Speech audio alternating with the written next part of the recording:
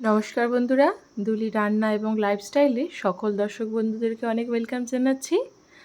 দুপুরে খাওয়ার পরে ভাতের পাতে একটু যদি মিষ্টি আচার থাকে, খাওয়াটা কিন্তু সম্পূর্ণ হয়ে যায়। সেই জন্যে রোজগার বানানো ঝামেলা ছাড়াই ঘরেতে কিন্তু এই আচারটি বানিয়ে প্রায় মাস কি মাস রেখে দিতে পারবেন। যতটা লোভনীয় দেখতে, খেতে কিন্তু ঠিক ততটাই টেস্ট। চলুন দেখে নিই। এখানে আমি 1 কেজি আমকে মাঝখান থেকে 4 ভাগ করে কেটে নিয়েছি। বন্ধুরা, আমের আচারে যদি আমের আঁটিটা ভিতরে শক্ত থাকে, একটু চোঁচ মতন, খেতে কিন্তু আচারটা তবে বেশ ভালো লাগে। আপনারা যখন বানাবেন এরকম আম দেখে বানাবেন, খেতে কিন্তু আচারটা খুব ভালো লাগবে। এখানে দুটো শুকনো লঙ্কা একটু ভেজে তুলে নিয়েছি। একটা মশলা দিয়ে দিচ্ছি কড়াই বানানোর জন্য। 5 ফোড়ন দিচ্ছি 1 চামচ, গোটা জিরে এবং মরিচ দিচ্ছি 1 চামচ, আর দিচ্ছি হাফ চামচ এখানে মৌরি, আর দিচ্ছি হাফ চামচ এখানে কালো সর্ষে। এই মশলাগুলোকে গ্যাসের ফ্লেম একদম লো রেখে ভাজতে হবে। জোরে কিন্তু তাড়াহুড়ো করবেন না, তাহলে কিন্তু মশলাগুলো পুড়ে গেলে আচারের সেন্টটা এবং টেস্টটা পাবেন না।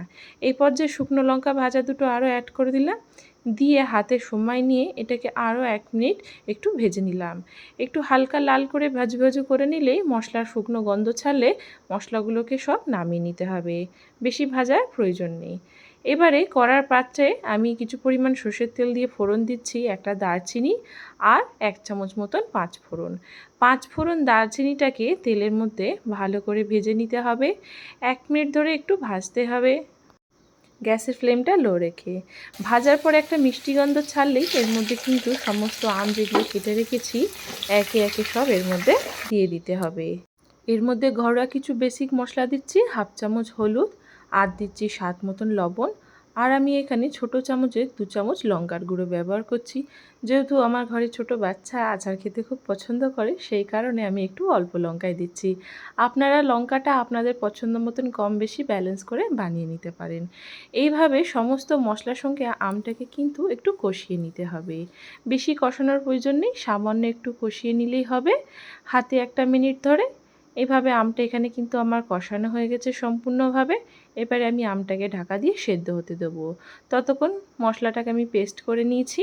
আমি এখানে 5 থেকে 10 মিনিট পরে ফিরে এসেছি। বেশি কিন্তু সেদ্ধ করবেন না, তাহলে কিন্তু আমগুলো গলে গেলে আচারটা দেখতে এবং খেতে অতটা ভালো লাগবে না।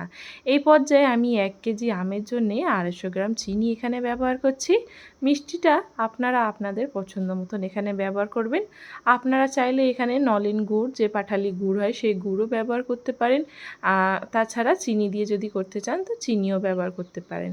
আমি এখানে দুটো জিনিসই ব্যবহার করেছি। প্রথমে চিনি দিয়েছি এবং তারপরে আমি একটু যাতে কালারটা ভালো আসে তার জন্য সামান্য গুড় অ্যাড করে দিয়েছি। গ্যাসের ফ্লেমটা কিন্তু এই পর্যায়ে আস্তে রাখতে হবে। যেহেতু চিনি গুড় অ্যাড করা হচ্ছে, তাই নিচে থেকে কিন্তু লেগে গিয়ে কড়াই পুড়ে যাওয়ার সম্ভাবনা থাকে। পুড়ে গেলে চাটনির মধ্যে একটা পোড়া পোড়া টেস্ট আসবে, চাটনিটা খেতে ভালো লাগবে না। গ্যাসের ফ্লেমটা একদম লো মিডিয়ামে রেখে যখন আপনারা চিনিটা দেবেন তখন এটাকে কুক করে নেবেন। তারপরে ধীরে ধীরে যখন চিনিটা মেল্ট হয়ে জল হতে থাকবে, তখন সেই পর্যায়ে গ্যাসের ফ্লেমটাকে মিডিয়াম রাখবেন। রেখে আমটাকে, এই যে চিনিটা আর গুড়টা দিয়েছি তার মধ্যে কিন্তু বেশ হাতে সময় নিয়ে 3 থেকে 4 মিনিট ফুটিয়ে নিতে হবে। এবং যে ভাজা মশলাটা করে রেখেছি সেই ভাজা মশলাটা উপর থেকে ছড়িয়ে দিচ্ছি। মশলাটা কিন্তু বন্ধুরা দেখতে পাচ্ছেন একটু গোটা গোটা আছে।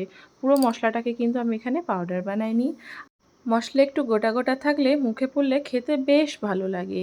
এইভাবে আবারও হাতে সময় নিয়ে মশলাগুলোকে চাটনির সঙ্গে খুব ভালোভাবে মাখিয়ে নিচ্ছি।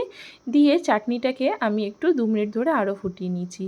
একটা চাকুর সাহায্যে আমি একটু দেখিয়ে দিচ্ছি আমটা কিন্তু সম্পূর্ণভাবে এইখানে গলে গেছে। আর আমটাকে এখানে কুক করার প্রয়োজন নেই, আমটা গলে গেলে দেখতে কিন্তু ভালো লাগবে না।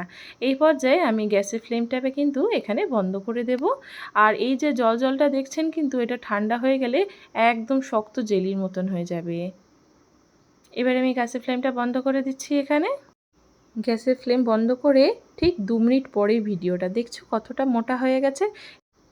এতে 1 চামচ ভিনিগার মিশিয়ে রেখে দিলে মাস কি মাস খেতে পারবেন।